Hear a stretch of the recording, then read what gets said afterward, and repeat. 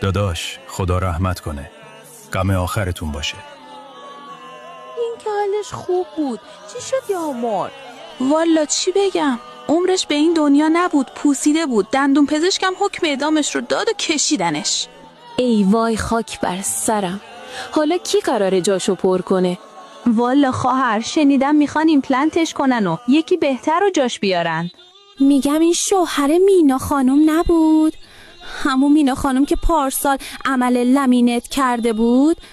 بلا گرفته، میزاش حداقل خاک شوهرش خشک میشد، بعد یکی دیگر رو اختیار میکرد. حالا پولش رو از کجا آورده؟ قرعه کشی بلک فرایدی دکتر حقانی شرکت کردن، ایمپلنت رایگان برنده شدن. خدا شانس بده والا.